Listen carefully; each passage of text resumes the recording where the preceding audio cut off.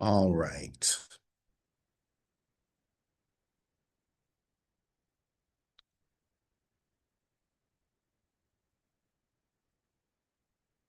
Okay, welcome to everybody on YouTube and those of you who are on our Zoom. We are going to be talking today about marketing to your sphere of influence. And since there's only a few of us on the Zoom, please feel free to come off of the Zoom and to ask any questions you have. Just speak up. You don't need to put it in chat or anything. Hi, Cynthia. Welcome. So, what I want to talk about with everybody today is marketing to your sphere or SOI, sphere of influence. And I want to share with you how some systems to do this effectively and to connect with people you already know. So, the first thing I wanted to do in this workshop is think about what is your sphere of influence. I want us for also to discuss what is the point? What is our marketing objectives with our sphere? How do we create a system, a plan, so that marketing to our sphere is easy or easier than just trying to wing it? And then as time permits, I'd like to do some role play on it with you guys who are live on the Zoom. So, as some of you may have heard me say before, your sphere of influence are people who know you and who would recognize you on the street. So that would include certainly all your family, all your friends, all your colleagues, all your classmates, service providers, acquaintances, basically anyone who would recognize you. And not just them, but them as a jumping off point to people they know. One of the agents in the coaching program got into contract, her first transaction, not with her friend, but with her friend's referral. Her friend said, "You have to talk to my friend who's now a realtor." So this sphere is a source of leads. They're not directly always going to be buyers or sellers themselves. And what happens is that we underestimate how many people we know. We just dump the names from our phone and we're missing all kinds of people that for whatever reason we don't actually have their contact information at hand, but we know them. So we built this tool called the Rattler, the Brain Rattler. And the idea of this tool is to actually take a deep dive and think about all of these people. Now, you're not going to have answers to every single one of these, but the idea here is to think about connections you have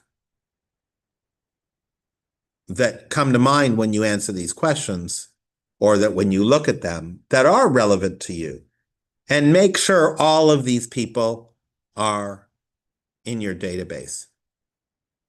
It is amazing where you get business from. Like, for example, who is the service writer at the auto dealership? You took your car in for service last week, right? And would the person who wrote up the who you met with at the dealership or at the auto repair shop, would they remember you? And would they have an interest in talking about real estate with you? I bring that one up because I once took my car into a shop and I was wearing my badge that you guys have seen me wear. And that was the start of a conversation about real estate with that guy. Now, as it turned out, it didn't turn out to be a solid lead, but he was very interested in talking about real estate and nothing came of it. But that's the kind of thing that something could have come from it. And part of it is the fact that uh, I was wearing my badge when I went to the dealership. So, you don't know. Maybe that person that you brought flowers from last week is going to remember you when you go back in the store. And there's just all kinds of things. I'm just picking stuff out. Some of this stuff is not going to work for you, but some of it will. Um, and you make a list.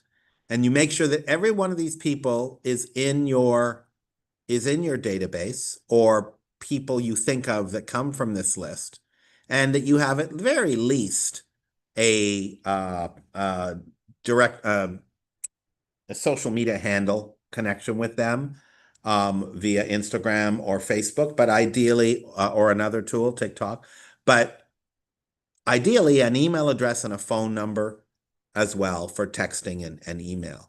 And you'll find that by using this tool, it can be helpful. That's why they call it a brain rattler. So I encourage you to do that. If you feel your sphere is too small, then I encourage you to do it. Um, so now when I do this live, I ask people to do it in the room. But Cynthia, can you tell me the name, answer this question?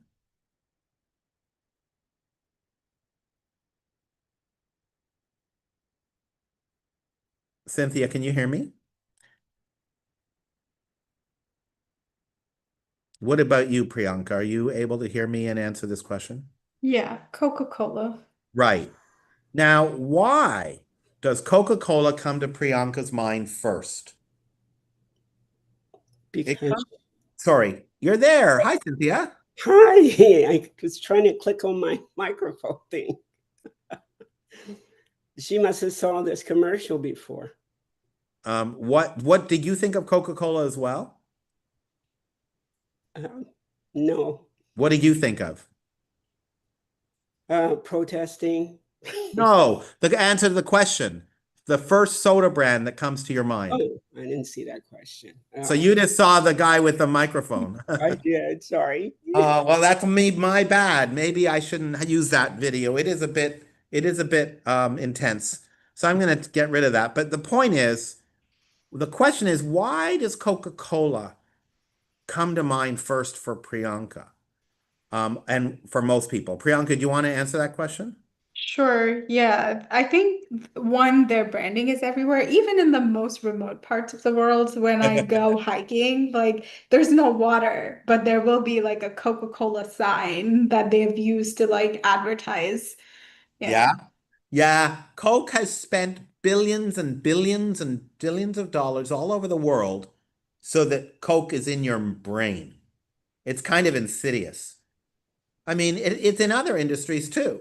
If you were asked to name someone who makes cars, there would be a car dealer that comes to mind, like Ford or Toyota.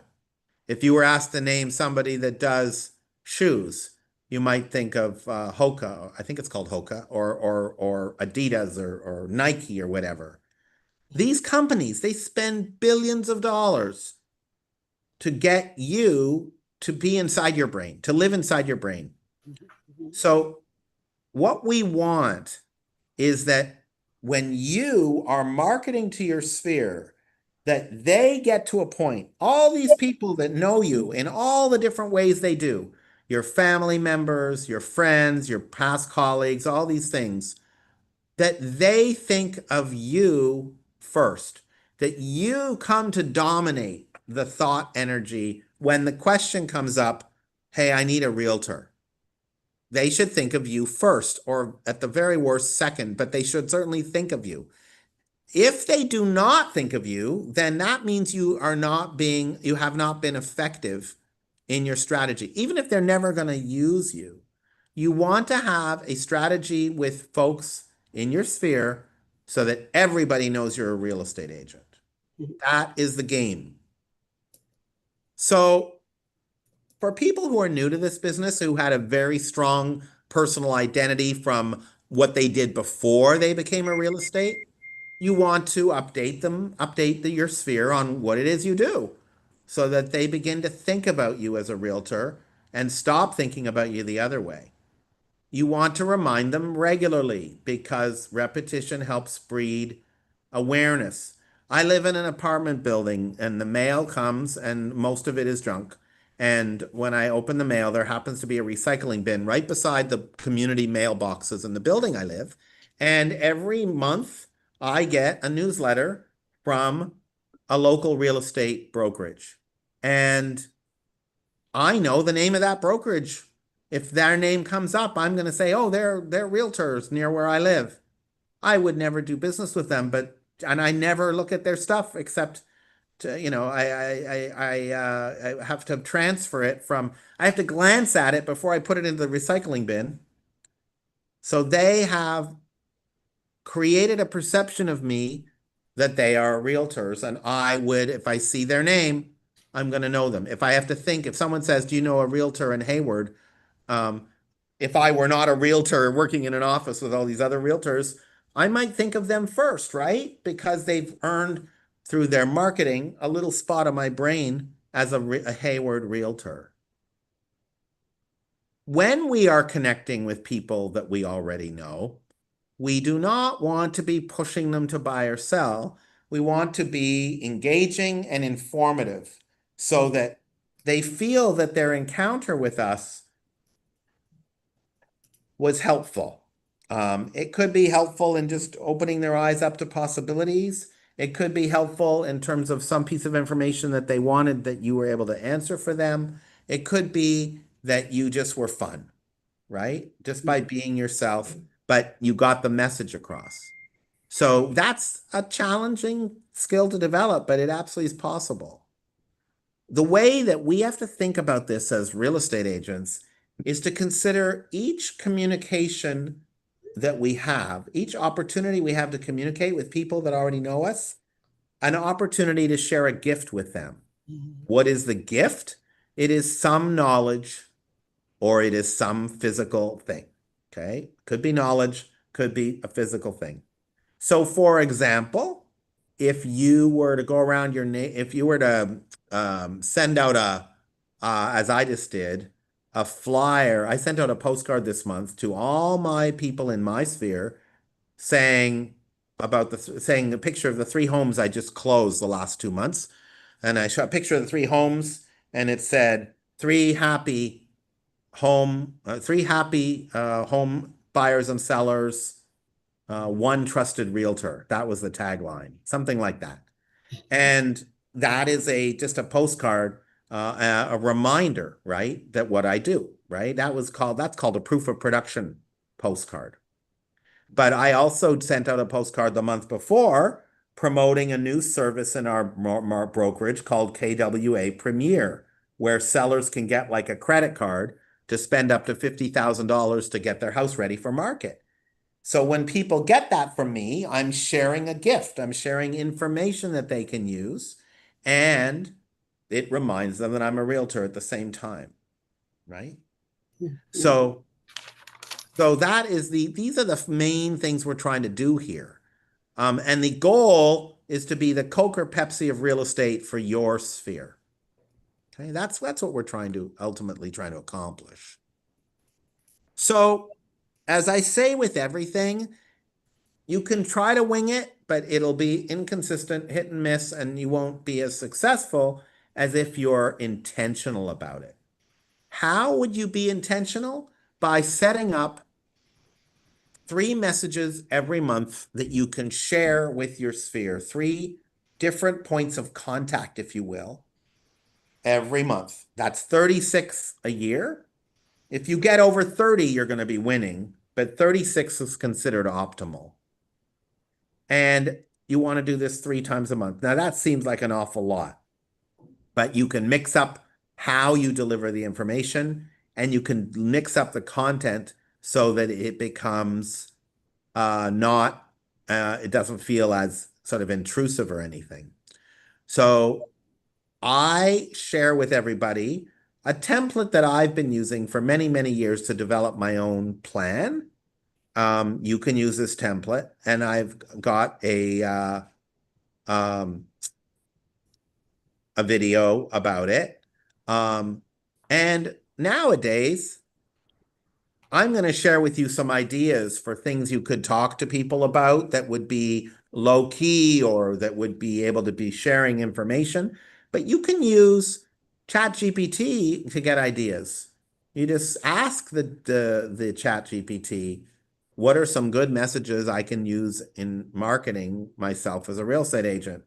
And you can choose whether to send these messages in different ways. Now, I strongly urge you to be personal with it. The more it is not cookie cutter, the same thing that everyone else is sending, the better. The more your conversational style is personal to you, the better. You don't want to sound scripted when you're talking to people, or you don't, and you want to sort of bring yourself to it. So I have a link in this presentation. This is the same one that's in your business plans.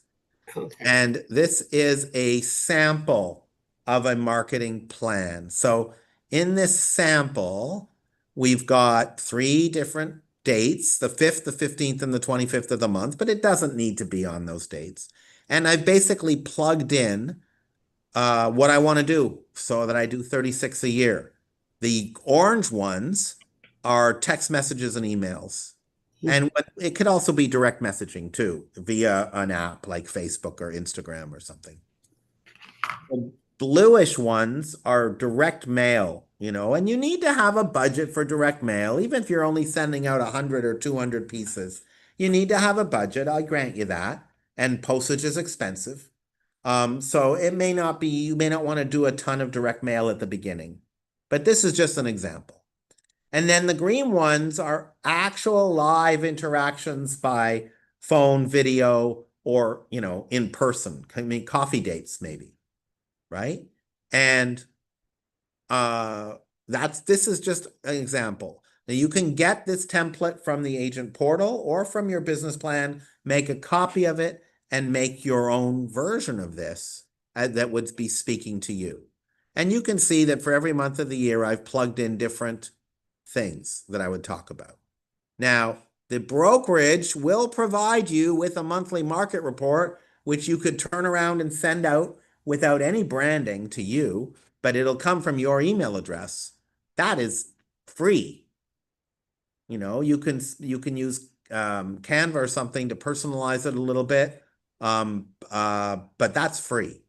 And almost all of these are just a matter of getting the information. They're almost all free. The only time you're spending money here is if you're buying someone a cup of coffee, or if you're going to do any kind of direct mail, print up anything that can't be printed at the office printer, right? I mean, if you want to do flyers, and you're going to distribute them to your sphere only when you see them, then that's essentially more or less free. But if you want to do flyers or postcards and you're going to, mail them, then the postage is where it comes in to be more money. Like in this plan here, I have a newsletter, the middle of January, the middle of April, the middle of July, and then I do 4 of them in this plan, in this example plan, 1 in October. And that's a direct mail piece, but it doesn't have to be. It can be an email instead, right? Your sphere is much, much more likely to open your emails than strangers are to open your emails. And, if you do newsletters that are personal and they're not like cookie cutter, then that would be even more likely to build an audience for them. And maybe it's not for you a newsletter. Maybe it's some sort of blog post, or maybe it's a link to your Instagram page. And what you do is you send out the email to push people to your Instagram page because of all the cool stuff you're posting there. Just a thought. So what we want to do is think about, what do we fill these 36 spots with? 12 months, 3 times a month, 36 spots. And this page here gives you apologies. This page here gives you just a little bit of examples of things that you might use when you're coming up with your 36 ideas, right? You could use these or not. There's a lot of others. If you're really totally into ADUs, you could approach the issue of ADUs in text and emails instead of doing it on direct mail like it is in this example. You just move these things over wherever you want. But if you're totally into ADUs, maybe you do a campaign where every month you have a different ADU type message. If you're totally into wealth building, maybe you have a different message once a month about different ways that you can invest in real estate. If you are interested in becoming doing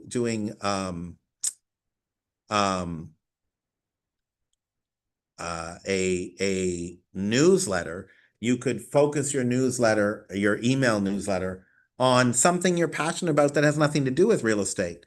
So when I do my monthly newsletter, I send out, I sometimes do recipes. I sometimes do summer, repairs, things to repairs or maintenance things for your home for the summer or the fall.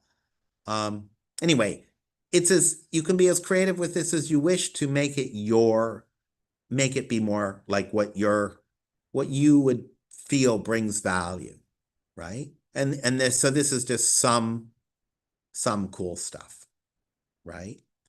Um,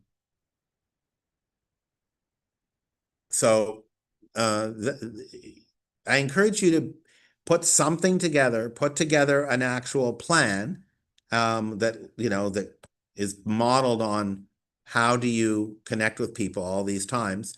And then what you want to do is put together an action plan or a SMART plan in KW Command to make sure that you are on top of it and are doing these every uh, every 3 times a month, right? And you can make it all automatic. Once you've written emails and developed the text, you can automate it using KW Command or working with our marketing support at the office. So that is more or less what I wanted to talk about in regards to sphere marketing. And I wanted to, for those of you who are on the Zoom with me, stop and ask what challenges you're having with your sphere and what kind of ideas you have about reaching out to your sphere or any questions you have. Um, let's see.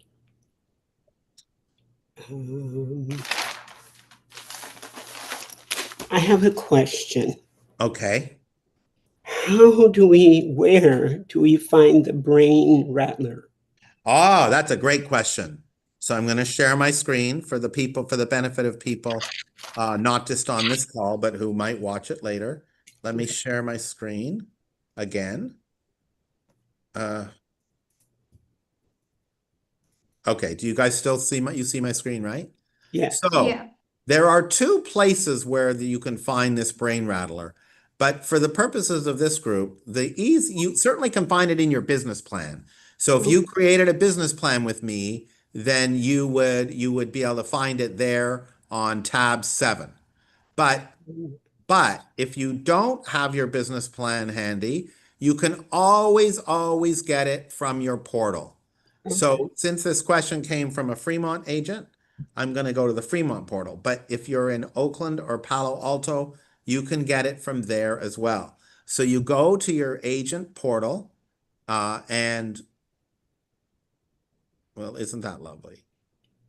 Nothing's coming up here. Why is it not? There we go. You go to your agent portal and you log in. And then down the left-hand side is where all of everything is. It's like the complete index. But there's a whole section on productivity coaching, right? And that's where we live in the productivity coaching program. And in the productivity coaching program section, there's a section called resources. And when we go to the section on resources, your class list, conversations and dialogues, but there's a toolkit. And in the toolkit, here is the template and a link to a video about it. Oh, okay. Okay. But as I said, it's also in your business plan that you created with me. Okay. Right. So when you click on this, it'll take you right to here. Okay. And you need to make a copy of it because the version you have is not editable. So you do File, make a copy, and then you have your own version that you can change up. Okay.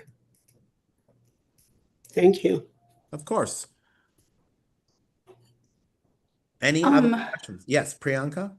Yeah, I guess more than a question, I think the thing I struggle with the most is not coming off as too salesy or pushy. Because I've had this experience with some of my friends who had other friends who became agents, and they had expressed their disappointment over like how much they contact them to like pressure them to buy a house or like even send a mail, a postcard in the mail. They're like, oh, they never think of me, but now they're like doing this just because they're an agent. So I feel like it's a personal uh, like struggle that I have is Yeah, of it's always in the back of my head that I don't want them to feel that way, which I feel like course sometimes not. stops me. Yeah. Yeah.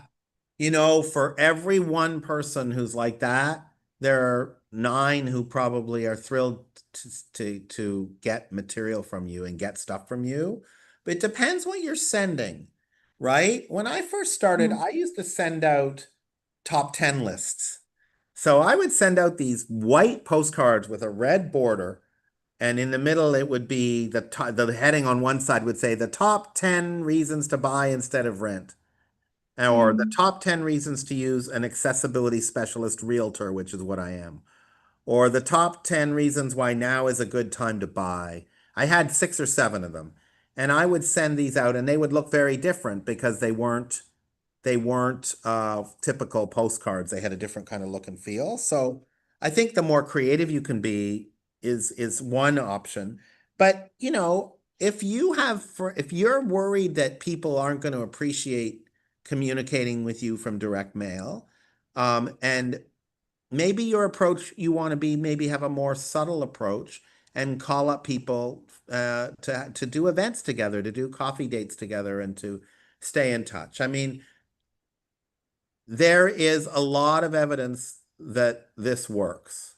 Mm. But it is also true that, if you're not actually in the market to buy or sell, whatever direct mail people are getting is usually going right to the recycling bin, right? It's like anything else. You're trying to find people where they're at in the purchase process.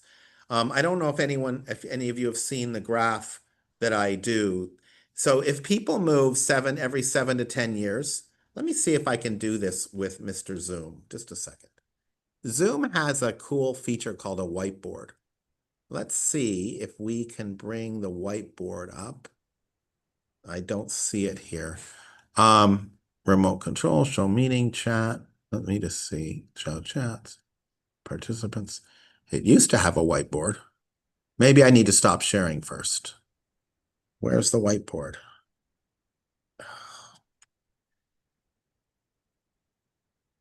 My Zoom is blocking my my I've got it doesn't matter. Here we go.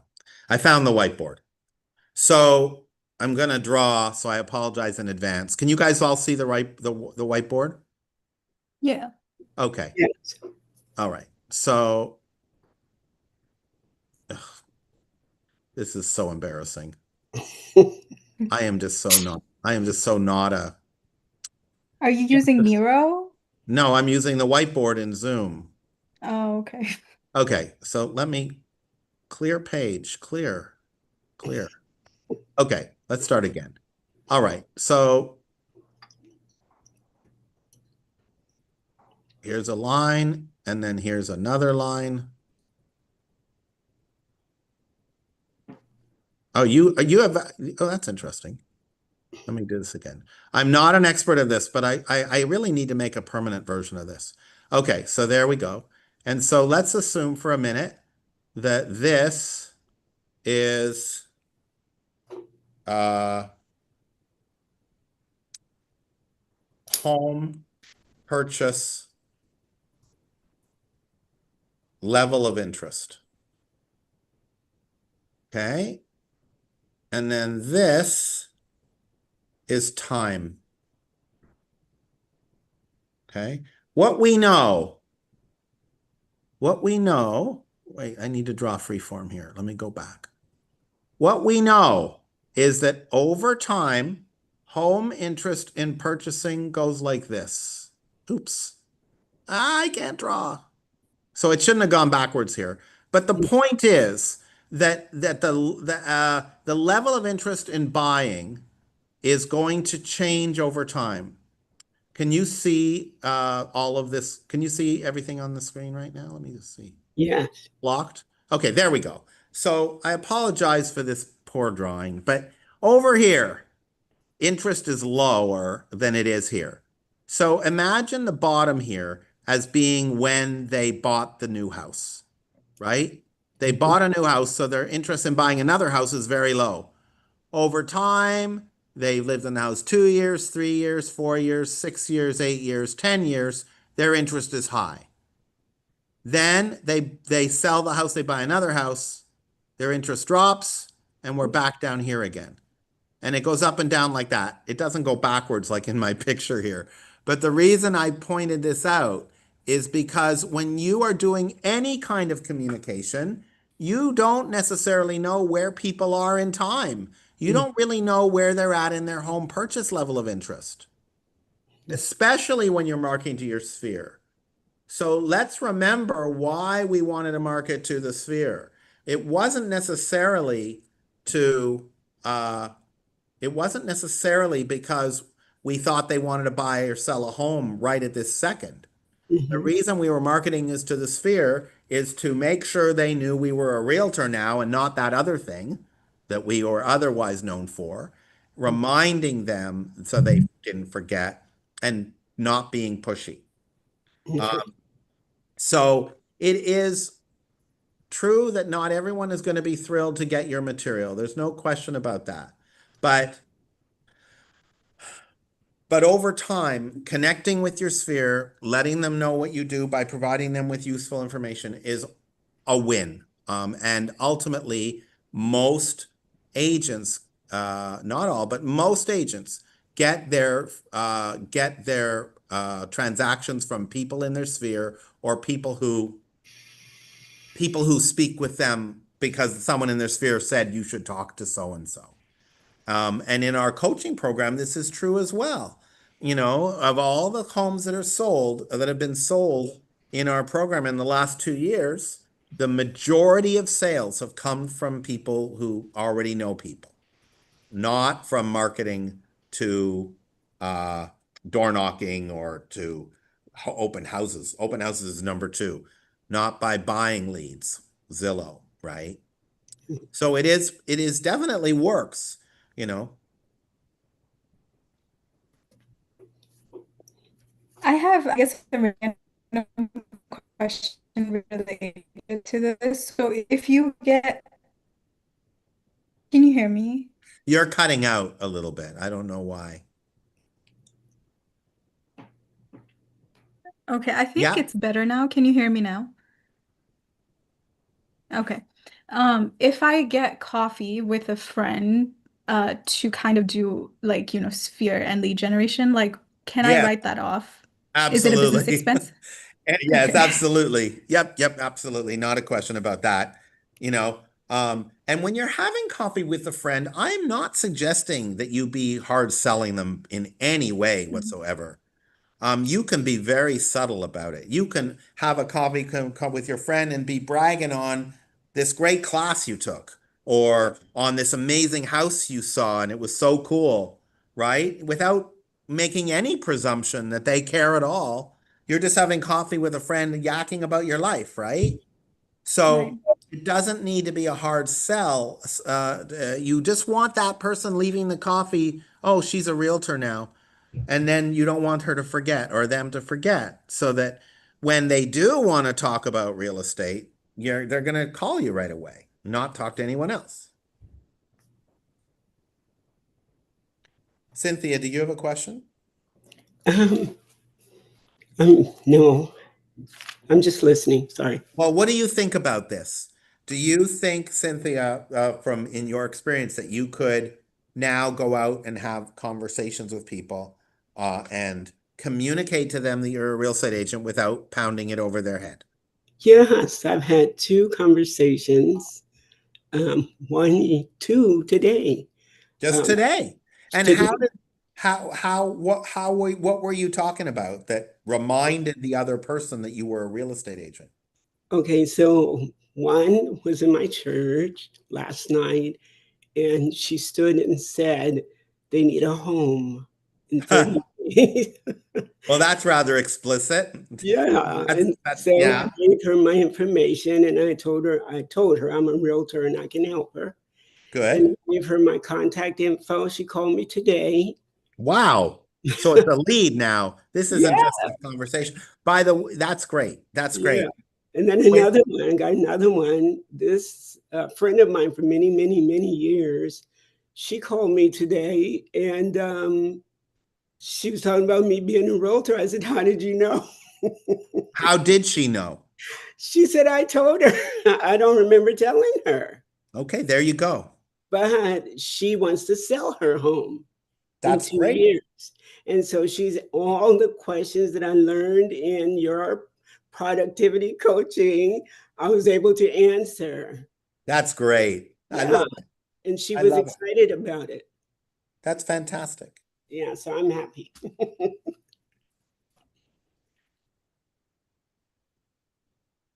So, Priyanka, can you think of a couple of ways that you could subtly, that would work for you, where you could, if you were in a casual conversation with a friend, casually remind them that you're a real estate agent without it being over the top or pushy or anything like that?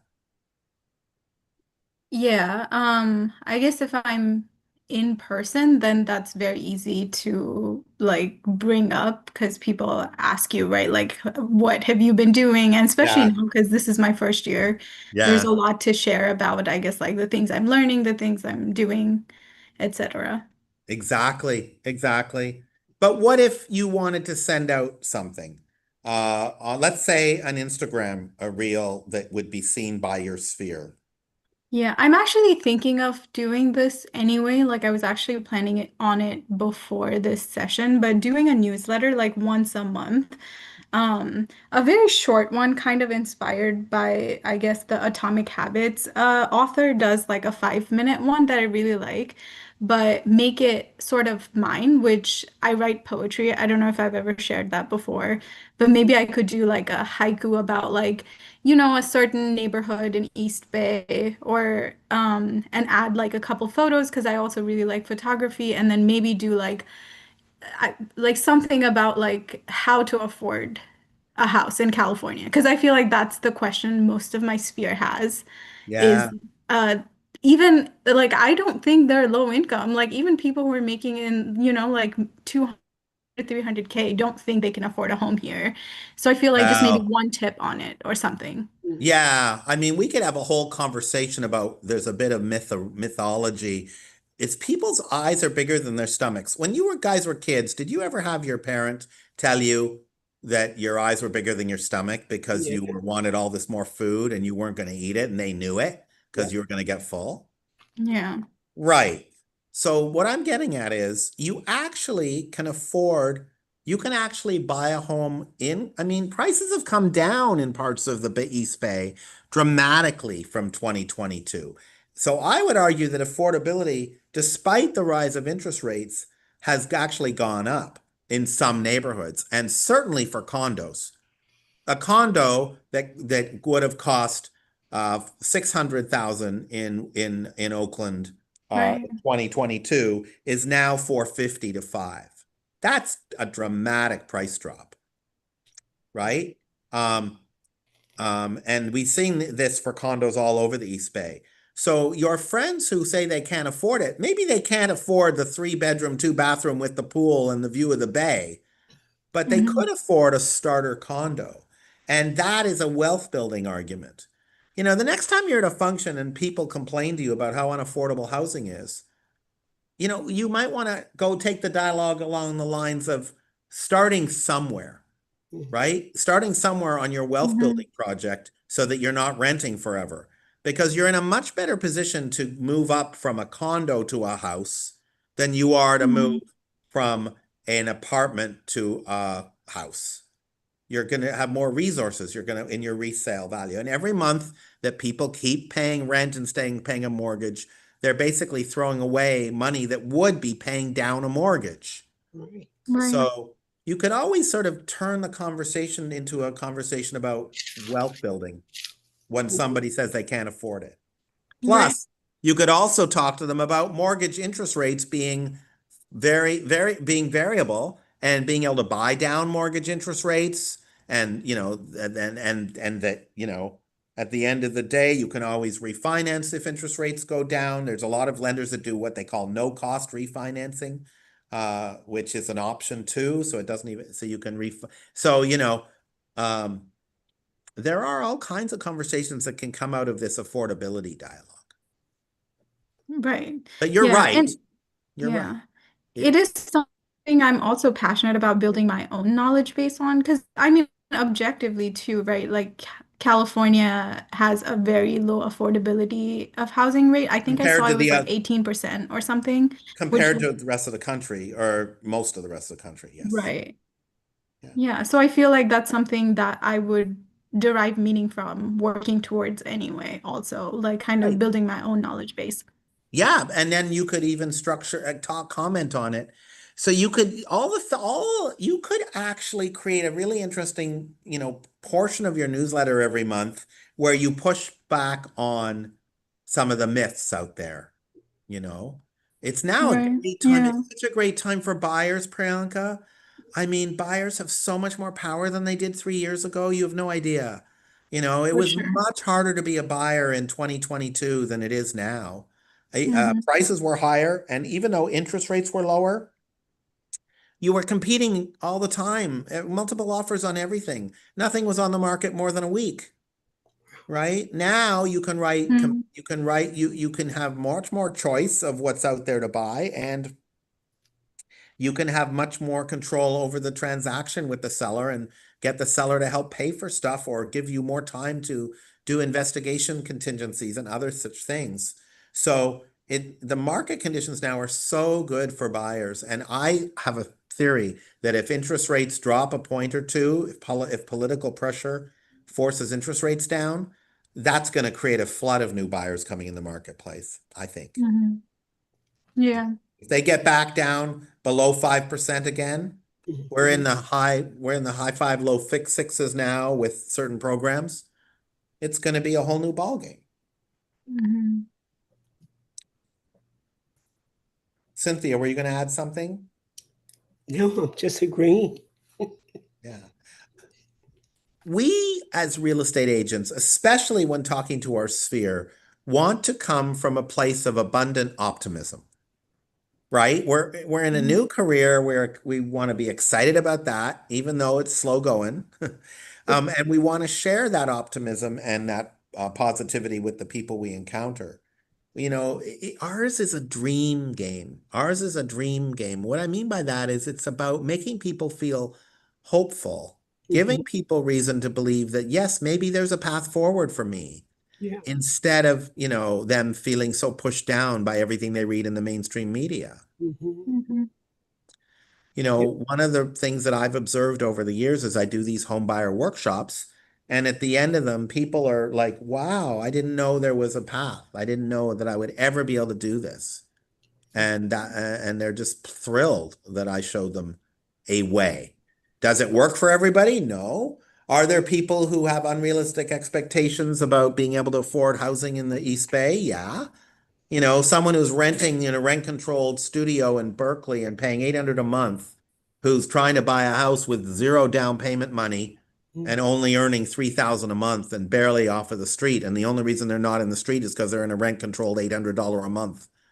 That person is going to have a hard time buying a home, right? Yeah. Obviously. Yes. Yeah. But what about the person who's making 85 to 100,000 and can afford a 4,000 a month mortgage and has 20,000 in the bank? And is willing to look at entry level property like a condo instead of renting an apartment, get a condo apartment. Maybe that's a scenario that works. And Yeah, what the if they're able to, objection. sorry. Sorry, I have like a very frequent objection I get on that, which is condos don't appreciate as much as houses, and you don't come out as much to a net benefit after taking in the HOA if the HOA. Yeah, that's true. Absolutely. And you're That's still better. way better than renting. Yes, it is. It's, as I said, these folks who have these high ideas are putting the cart, are they're just being a little ambitious, Mhm. right? If they start, you start small. You take a baby step to getting that house that's going to appreciate with millions. You know, Mhm. it's a starting point into wealth building. So you buy a condo, and yeah, sure, it only goes up 10%. And yeah, sure, it has HOA fees that lower your margin. But you built equity by paying down a mortgage every month instead of paying rent. And that overcomes that for your short-term need, which is a stepping stone, you know. Um, Steven, do you have statistics or like a table that kind of show that? I'm just asking for my sphere Uh, because I feel like they would look for like, they would be like, show me proof, I guess, and I need like math oh my to show goodness, them. that's a great question. No, I don't. Okay. And if I wanted to create one, it would be something that it's something that is easily creatable Hmm. because what you want to measure is it's the rent versus buy with the condo overlay. So Right. if you are renting for the next 5 years, uh, this is what we were talking about earlier, right? In a previous session, you can easily find out the rough cost of renting over the next 5 years based on certain assumptions. And you can mhm. also figure out the rough cost of condo ownership and the rough appreciation using the MLS statistics over Hmm. the, over a typical 5 year or 10-year period. And you could easily be able to show that. But it's the kind of thing that you'd need to think about how you'd present it and how you'd turn it into like a marketing piece. Hmm. But it absolutely is doable. And I would argue that even with HOA fees, over time, you are better off paying down a mortgage than paying rent over all that time because you end up your financial uh, position is better in the Bay Area, which has a perpetually rising market. Now, it might be different in other parts of the country where prices are flat and they just never move. Um, but if prices are flat, then rents are flat. And if rents are flat, I mean, most of the time. So if rents don't go up and prices don't go up, then ownership is again a better thing. If you're spending 2,000 or let's say $5,000 a month on rent versus spending $5,000 a month on a mortgage and interest payment, property tax and insurance, the rent versus buy calculator will tell you how long it is before you break even, right? Hmm. Um, but what it doesn't tell you is that the mere ownership of the property gives you a fixed savings platform where your money is sitting in the value of the equity of the home, and now you can use it as a leverage point to buy the house later on, which you couldn't do if you rented, right? So the rent versus buy scenario is strictly cash in, cash out. Right. It doesn't take into account equity, right? Hmm. So at the end of 5 years, let's suppose the condo didn't go up at all in value. You've still paid down that mortgage, and now you're sitting with a pool of money that you can use as a down payment or a partial part of your down payment on your house. So if you've been renting those 5 years, yeah, maybe the financial scenario is no change, but you don't have that pot of money from Mhm. paying down the mortgage, which you do. And so that's why it's a stepping stone, regardless of the of whether the uh, prices go up dramatically or not. So I don't know. I mean, these are just arguments for conversations. People also need to live somewhere. And if they can't, and that's where we come in. We provide conversations to help people think about owning instead of renting and ways they can accomplish it and why it has I mean, there's intrinsic values of owning versus renting too, right? The ability to have more control over the property, the ability to maybe do repair, paint it any color you want or tear down walls and build out, it's your own, the ability to have privacy versus some that you wouldn't have in an apartment, Mhm. the ability for more security, all those types of things. Um, not having any worry about being evicted or uncontrolled rent increases and stuff like that all goes away if you have a 30-year fixed mortgage. All that is in play as well. The benefits of ownership versus renting for any asset. Yeah. Mhm. And Do you guys have any other questions? no, this is very good. Oh, thank you. So the Yeah. last thing I want to show you is that I do have uh, a copy of this the PowerPoint slides I went through here. If you Mhm, have any interest in a copy of the slides, the slide deck, you can mhm. click on this QR code with your phone, and my assistant will send you the presentation. Okay. You click on the QR code, there's a little questionnaire. It asks you to say what class it was. And Okay. this is the SOI marketing class, Sphere of Influence marketing class. And you can get a copy of the presentation. Okay. Presentation. So where's the what do you call it? The QR code. Yeah, it's right on the screen. Am I sharing? Oh my goodness, I'm not sharing. I'm It's sorry. in your face all the time. Oh my goodness. Do you see it now? No, it's black. Now it's clear. And Do you there see you it? go. There you go. Okay. Sorry about that. This That's is the okay. QR code I was talking about. Do I get it? I don't have it. Let me try again. Oh, there it is. Got it. All right, guys.